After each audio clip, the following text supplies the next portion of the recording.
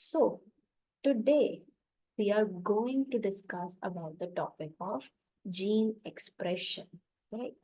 So before moving ahead, if I ask you what type of eye color do you have? Okay, so you have a brown eye color.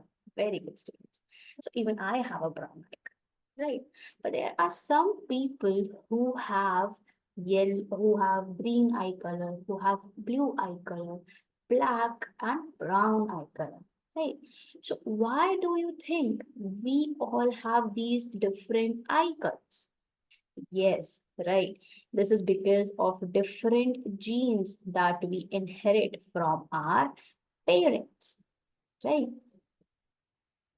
Now, what exactly is genes? So to understand this better, let's say these genes, they are basically present on the DNA, right? So these genes are nothing but the functional segment of the DNA.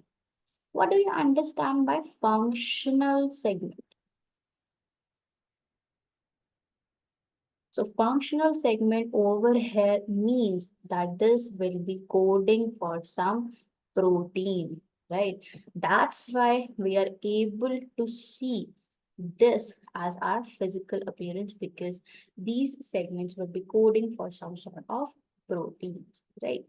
Now, I have also told you one another term that is DNA. What is DNA? To understand this, I'll give you one analogy. So let's assume DNA are like a sets of instruction, just like a recipe book, which tell us how our bodies grow, how our body functions, right?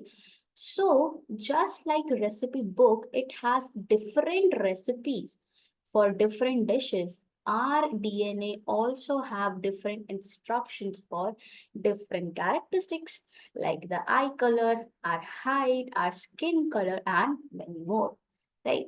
So if you change some of the ingredients in the dishes, they will turn out and become something else, isn't it, students? Likewise, if there are certain changes that arise in the DNA, that will also result in different characteristics, which these changes are called mutation. Very good. Yeah. So these mutation can also be of different types, right? So these mutation can either be advantageous or this can either be disadvantageous, and these can also be neutral mutation, right? So do you know how these mutation can be advantageous for us, right? So I'll give you one example. Let's say there are two peacocks. First one is A peacock and second one is B peacock, right? So this B peacock has beautiful feathers. His feathers are very beautiful, right? Whereas there's a peacock A which has normal feathers. So his feathers are normal, right? So now let's say if there's this female peacock, so this peahen. So, which among these two do you think will the female peacock choose? Yes, your answer is very correct. So, this female peacock will choose the B peacock. Why? Because this looks much more healthy to her, much more beautiful and appealing to her. Right. But now, why is this peacock having such a beautiful characteristics, whereas other peacocks are not having this characteristic? Yes, this is because of some advantageous mutation. Because this mutation has become advantageous for this peacock, right? So we can say that there is some sort of advantageous mutation which has happened in this peacock, which is giving it this beautiful feathers, right? So this was one example. Now, students, can you tell me when can these mutations turn harmful? Okay. So have you heard about sickle cell anemia? Yes. So if you would know that our RBC has a biconcave shape, right? Why biconcave? This shape is biconcave because it increases the surface area for transport of oxygen, right? But in this disease, what happens? The shape changes and becomes like a sickle cell shape, right? So RBC shape becomes like this. But why does this happen? This happens because the amino acid glutamic acid gets changed into valine, right? So over here the question arises, the amino acid is only getting changed. How is this becoming a lethal condition? How is this involving in changing the shape of the RBC, right? Isn't this an interesting question? Okay. So the answer to this is that this valine is basically, right, hydrophobic amino acid.